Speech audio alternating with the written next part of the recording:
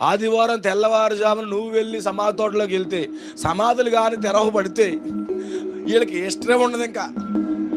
ఇంకా ఆ కాడి నుంచి తాయిత్తులు పరిగెడతారు వాళ్ళు. బాబు జడుచుకున్నాడంటే పలానా చోటుకి వెళ్ళాడు, జడుచుకున్నాడు, సాంబ్రాణి పౌడర్, నిమ్మకాయలు,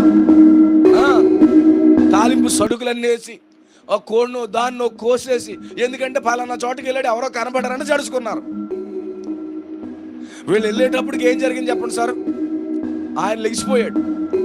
ఒకవేళ రేపు ఆదివారం వీళ్ళు వెళ్ళేటప్పటికి ఏదైనా కనీసం 3-4 సమాధులు లెగిస్తే కనుక వీళ్ళకి 103, 104 జ్వరం రాకుండా ఉంటుందని అడుగుతున్నాను. అసలు ఎందుకు వెళ్తున్నావు? సమాధిలో లెగాలని వెళ్తున్నావు కదా, మరి లెగితే నీ బాధ ఏంటి? అయ్యి బాబు మళ్ళీ వచ్చేసాడు రా బాబు దిక్కుబాలని చూడలేమంటావు నువ్వు అంటారంటారా? చెప్పండి. అంతే కదా తమ్ముడు. అయ్యి బాబు ఉండి ఉండి ఏదో అనుకోకుండా ఈస్టర్ పండగ కాబట్టి అయ్యి పట్టుకొచ్చి నీ దగ్గర పెడదామని వచ్చాను, నువ్వు లెగిసి వచ్చేసావు మళ్ళీ నేను చూడాలా అనుకుంటారు వీళ్ళు. చాలా మంది బతుకున్నప్పుడు కొంచెం గంజేసి పెట్టరాళ్ళు. బతుకున్నప్పుడు ఆ మంచం మీద ఉన్నప్పుడు కనీసం మెతుకులు ఎట్టరాళ్ళు. ఎప్పుడు చస్తుందో దిక్కుమాలి అంటారు, ఎప్పుడు చచ్చిపోతుందో సేవ చేయలేకపోతాను అంటారు.